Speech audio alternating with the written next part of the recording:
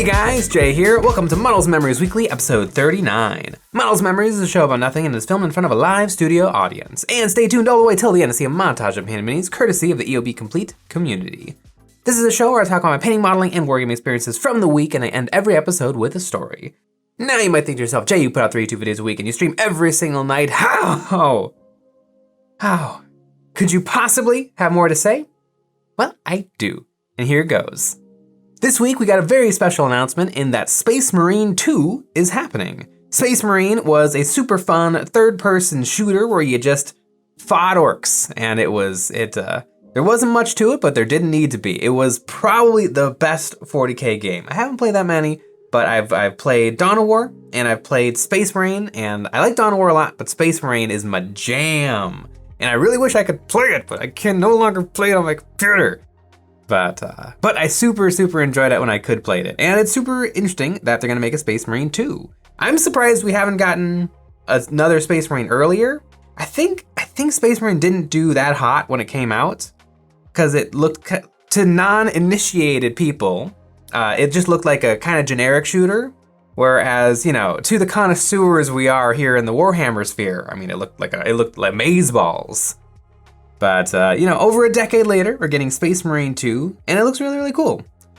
The trailer was sick with the, the hyper realistic renderings and animation of the couple of Space Marine, Primaris Space Marines, doing battle against the Tyranids, which I think was super sick.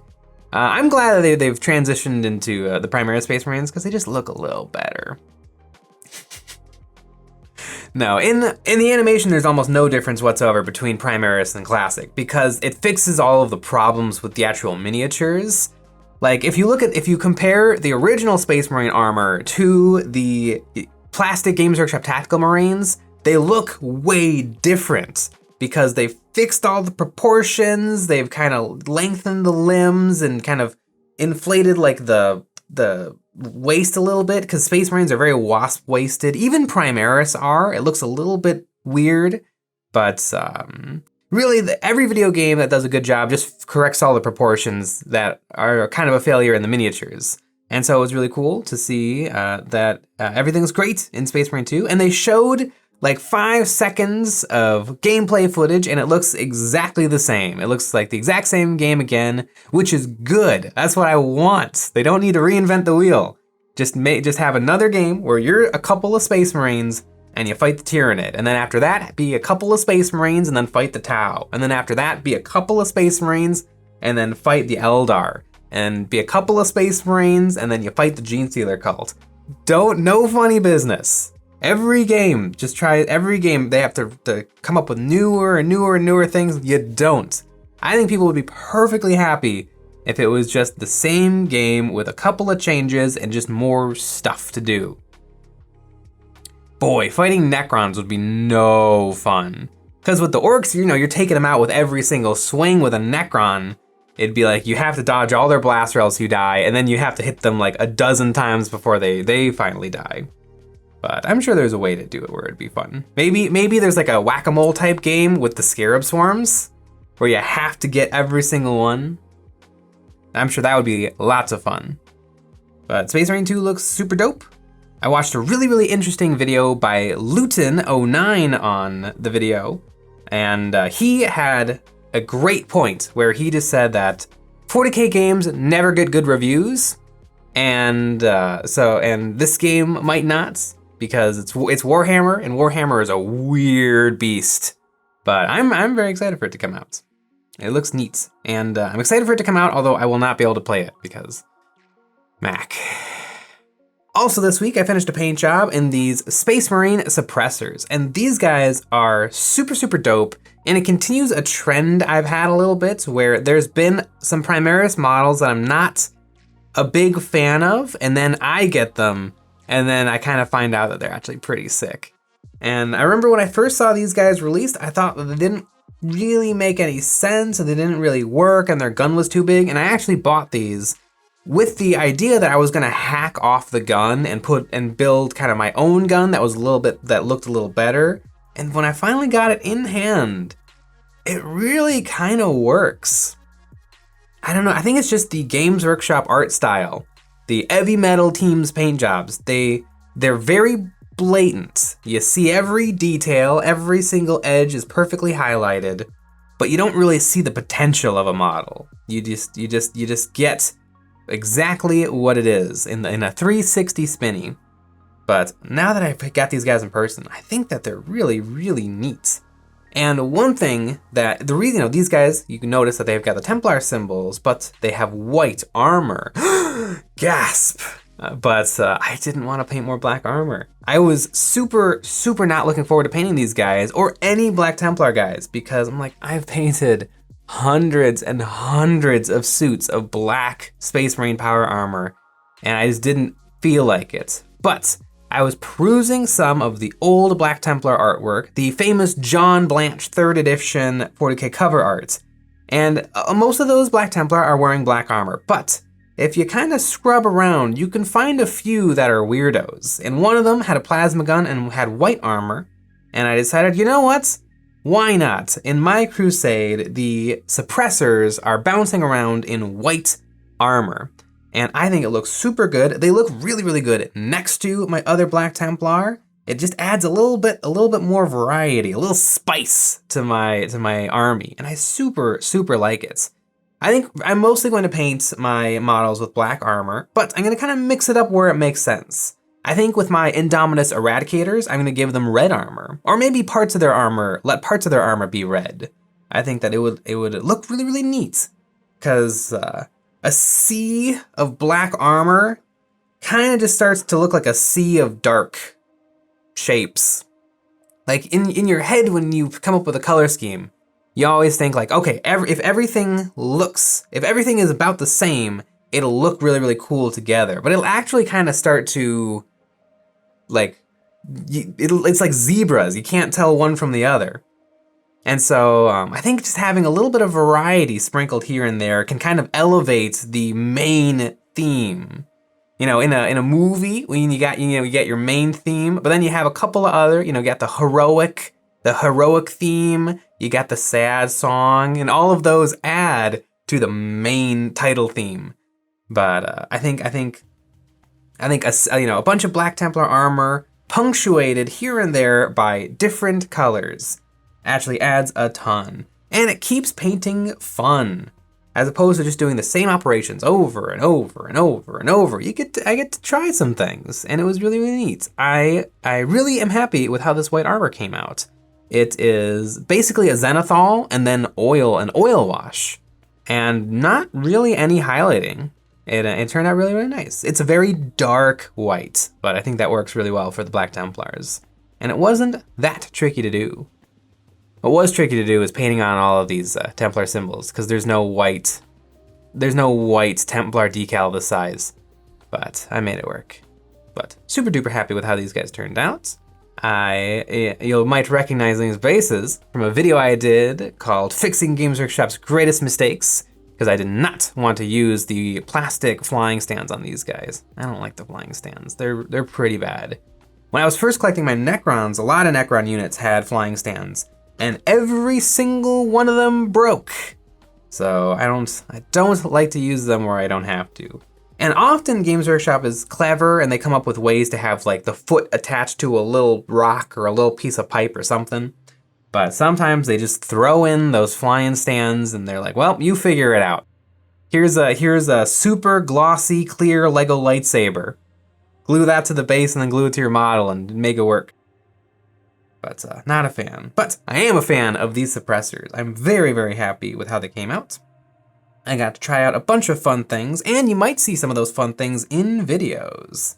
And speaking of the videos, if you like the videos we make and you want more, the best way to support us is by becoming a member of our Patreon. Over there, you're gonna get access to some behind the scenes, voting on what models I paint live here on YouTube, a live hobby hangout every week, some terrain STLs, and more. But with that said, the other thing I worked on this week was I built this Sabine Wren for Star Wars Legion.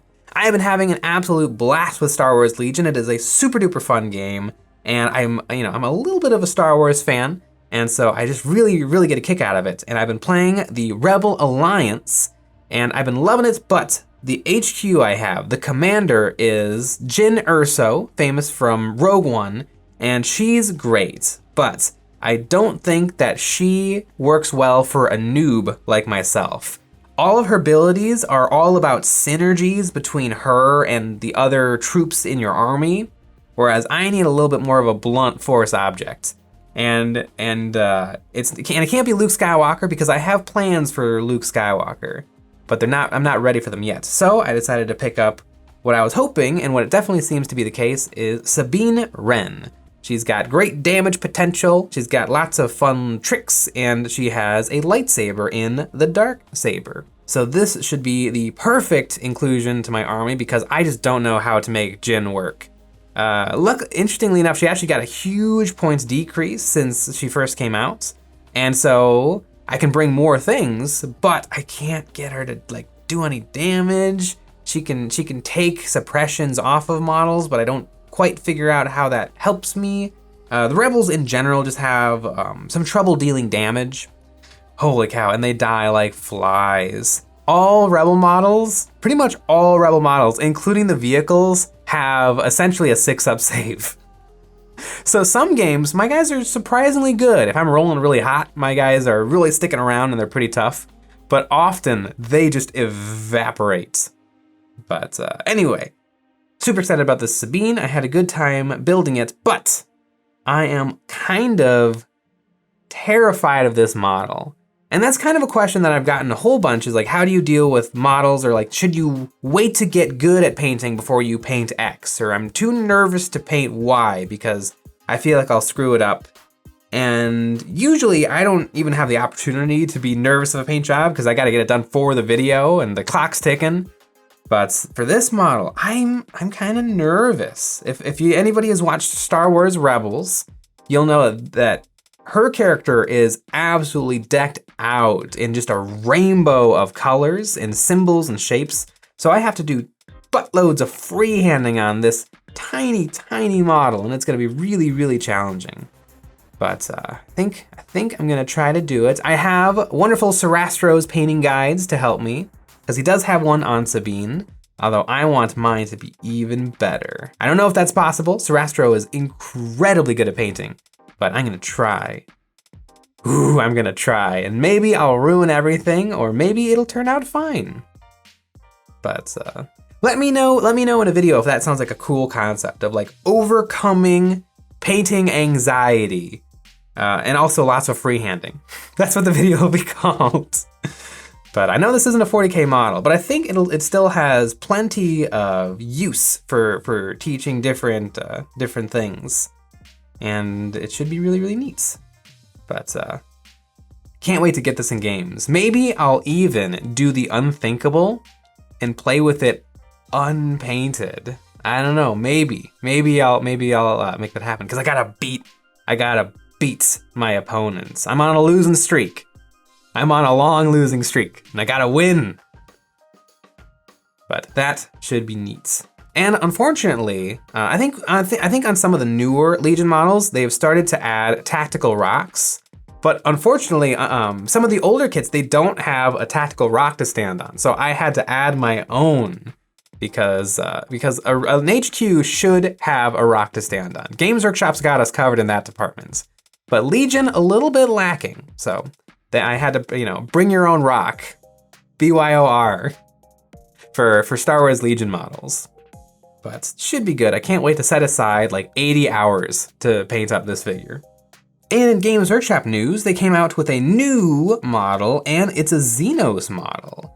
The new Tau Commander Farsight. And it's always weird. I always skim Warhammer Community. I very rarely read the articles, and I definitely don't look at everything. And so I feel like they've been teasing this guy for like a year. I'm sure it's only been like a week or two, but when I saw the silhouette, I thought that this was gonna be like a really, really cool, like departure from the standard Tau style. I thought maybe he'd have like a cool Tau trench coat. And then when the model was revealed, I was a little tiny bit disappointed because it turned out to be kind of a normal looking Tau Pathfinder standing next to a piece of wall. And it's kind of a nice piece of wall, but it's it's not what I built up in my mind. But the more I look at it, the more I do really like it. The Tau, as much as I like to make fun of the Tau, I think the Tau are cool. And this guy is neat. He's a classic Pathfinder, and if they make some new Tau models and they all look this good, I think it'll really help. The Tau actually have a pretty banging range already. They don't have a lot of duds. Maybe some of the oldest stuff, like the Vespid Stingwings and the Crude Hounds. Those guys they're looking their age. But most of the Tau range is actually really slick. And this guy, Commander Farsight, who actually, or no, this isn't Commander Farsight, this is Darkstrider. And what's great is in this article about the character, they say his real name is El Miyamoto. And what's great, El Miyamoto, better known as Darkstrider. So I like to think like it's one of those situations where he's like, my name is David, but my friends call me Eagle. They're like, no one calls you Eagle. No one calls you Darkstrider. Everyone calls you El Miyamoto.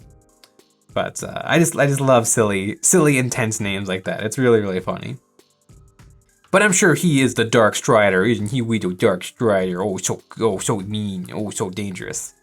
But speaking of really cute things, really what saves this model for me, not saves, it's a good model, but what makes me, not a Tau player, think that this model is pretty epic is his cute little drones. They're so adorable. Look at them. Oh, they've got their little tripod legs and their big old eyeball. They're so cute. I can just imagine these things zipping around the battlefield. Absolutely awesome. If there was a unit for the Tau that was a little swarm of those things, kind of like the fantasy old bat swarm, just a whole bunch of them kind of cleverly stacked on top of each other so that they were all touching and it looked like a little swarm flying. I think that would be awesome. Throw that on a 40mm base and just let it float across the battlefield. That would be my new favorite Tau units. It would be so awesome. But the Darkstrider is awesome. He probably has the best Tau head. Maybe I need to take another look at the new Chalnath Pathfinder heads, because I didn't really look that hard of anything in that box except for the Sisters Novitiates. But his head looks really good, and a lot of the older Tau heads that came with like Fire Warriors and Pathfinders don't look that good. And not like they're ugly because they're alien faces, but they just kind of look bad. Like they're just too blocky. But Darkstrider looks really good. And his good old long, chunky ponytail. But he does look very tactical with his pulse carbine and his cute widow drones and his little targeting sensor attached to his eye. It all paints a very neat picture. Does he have like the wrong hooves? Kind of hard to tell in this picture, but it almost looks like he has like one lumpy hoof. Don't the Tau have a split hoof? Like most animals? Maybe I'm wrong. Have I never ever examined the Tau feet before? No, give me Fire Warriors. I want to go way back in time. Huh, yeah, they don't really have hooves. They have sort of hooves. They have like 2 toes. No, they have 2 big fat toes with 2 big fat hoof naily things. And then like a dew claw. What does Darkstrider have? It's hard to tell in the picture, but it looks like he only has 1 big fat toe and a dew claw. Two big fat toes and a dew claw. 1 big fat toe and a dew claw. Maybe we need to wait for the 360 spinny, but his feet look weird. I mean, Tau feet look weird in general, but his Tau feet look weird to me. I don't know. I think we really help me out in the comments. I want more eyes on the Tau feet. But it doesn't look right. This one, his left foot looks more right, and then maybe the right foot is just has been badly photoshopped. Like they've accidentally removed too much when they edit out the background on their photographs. But I don't know. It looks weird to me. And that was El Miyamoto, better known as the Darkstrider. Really cool. It's cool to see new things for the Tau and the Xenos factions in general. Although they do if you're orcs and Necrons, you get lots of love. And if you're the Tau, you get a little something now. But whenever new stuff comes out, you want it to be like something big, something never before seen, like a whole squad of some things. But I almost wonder if really what the game of 40K needs is to, take a lawnmower to some of the available units. And that sounds like blasphemy, and it would ruin everybody's time because every model is somebody's favorite model. The current Vespid Stingwings are probably somebody's favorite models. But I just don't know. Like eventually, like let's take a look 5 years down the road. Is every single codex gonna have a Space Marine level of units available, like 100 available units? Because the weird thing that having a lot of units does, number one, it just adds to the elite choice section of most codexes, because Games Workshop can't figure out how to do new anything, and so they just shove it all in the elite choice slot, and so you have like Necrons where a quarter of the book is in the elite slot. Same thing with the Space Marines, like almost half of all units are in the elite slot. But it creates this kind of weird situation where you have, most armies are gonna have a squad of intercessors because they're a normal troop. And then most armies are gonna have a captain because he's your generic captain. But then you've just got 100 other choices. Like, I remember in like 2014, I loved videos that were kind of on generic tactics. And like, I watched a bunch of videos. Mini Wargamer Dave, I think, had great videos about like how to start a Blood Angels army, and it was just adorable. It was like, you're gonna want a box of Tactical Marines, and you know what? You're probably gonna want a second box of Tactical Marines, because you gotta fill out those troop choices. And then you probably wanna get an HQ, and now you can play the game, and then kind of, you could pick some bikes if you wanna go with a fast attack choice, or you could go with a Whirlwind or not a Whirlwind, a Demolisher cannon. No. A Vindicator if you want a heavy support choice. And it's like, yeah, that really works. But I feel like in modern 40K, it's a little bit trickier where it's like, yeah, you probably want some Intercessor Space Marines, and you probably want a captain or a librarian, but after that, it feels so crazy because there's just so much stuff. I don't know. It also, I wonder if we're starting to see Games Workshop bursting at the seams a little bit by trying to keep every single model for every single faction available to order. Because it feels like this year has been the year where every model from Games Workshop has been like Schrodinger's model, where before you open up the website, there's an equal chance of it being in stock or out of stock. And before you open that web page, they're both existing in the same reality. But because like every other company doesn't do that. Lego, you got the 2021 Lego sets, and then they're gonna get moved out by the 2022 Lego sets. But 40K, everything just builds and builds and builds and builds. And now I can't buy any Sikaran Ruststalkers because they're sold out everywhere. But I don't know. I don't know what the solution to that is. Maybe do something a little bit more clever with the army building, like Age of Sigmar, where things are a little bit more rigid in what you are allowed and not allowed to take, and in what quantities you're allowed to take those things. In Age of Sigmar, you're actually not really allowed to bring hordes of things, because once you've taken a unit, then there's a cost to increasing that unit size. And so you can do it a little, but you can't do it a lot. And I think that's kind of interesting. And so maybe there's ways of doing something a little bit like that in 40K, like maybe you have to bring a fast attack choice, and then every time you bring a fast attack or a heavy support, you get to bring one elite choice. I don't know. I don't know how to fix anything, but it's just an interesting thing to think about. Eventually, is it just going to be thousands upon thousands upon thousands upon thousands of models available for 40K, or is there gonna be a culling? Are they gonna just start taking a whacker and chopping some of the things out of these books? I don't really know. But what I do know is that it is now time for the story portion of this show, and this week I want to talk about... I need to find it. Ooh. I've been playing and super enjoying Star Wars Legion, and it's giving me huge flashbacks to X-Wing. X-Wing is a game I own far too much of. This is all X-Wing First Edition.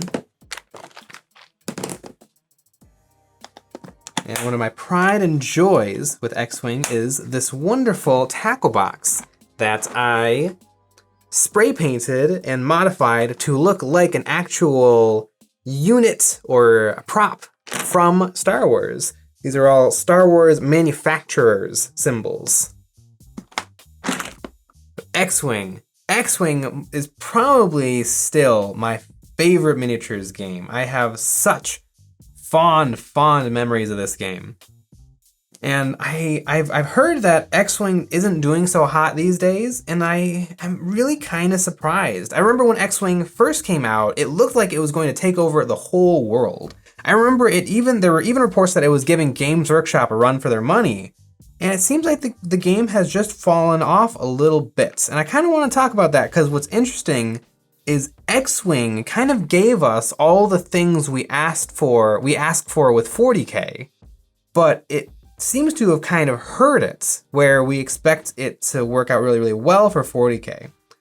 But I absolutely love X-Wing. It is a game with pre-painted models, and you move in a very structured way, where you move from one side of a template to the other side of a template, and it works in phases, where at the very start of each turn, and games can last many, many turns, but they're really, really quick games, easily under an hour. And you take your movement template and you pick which direction you're gonna fly, and it's really cool because you have to kind of scan the board, and you kind of have to make guesses, like, he's gonna move before I move, and I betcha he's gonna go this way, and so maybe I'll go that way too, so that I can try to get a shot at him right in the butt. Or maybe you're like, I don't know what he's going to do, so maybe I'm going to do like a Tokyo drift so that I can just move off to the side and just kind of be ready for anything. But I'm not gonna get as good a shot off if he decides to do this. It's a really, really fun, really kind of tactical game that's really, really simple. I've taught this game to a whole bunch of people and they pick it up really, really quick. And it also helps to pick up that you can pick up fully finished, fully painted miniatures. I have so many memories of after work, we all got together and we'd pile into my buddy's car and we would drive to the game store. We would buy new models, drive them back to his house. We would take them all out of the boxes and then just leave everything on the floor and then play games. It was so much fun. But I think kind of what started it all on X-Wing's decline was the transition from first edition to second edition. First edition was a really, really solid game, but it was starting to show its age a little bit. Every time a new model would come out, it was a little tiny bit better than the stuff that came before, to the point where you never ever saw people bring like regular X-Wings, normal TIE fighters. You'd always see the newest stuff fighting the newest stuff. And so they decided to make a second edition. Now, people who have been playing 40K games, you're like, yeah, you do an edition all the time. What's the big deal? But I think we all kind of forget that that's insanity, right? Being like, hey, this game that everybody is currently playing and enjoying, let's just change it all. Like, that is a crazy idea. And I think that it was a little bit to the detriment of X-Wing, even though I've read the rules for second edition and they seem really, really good.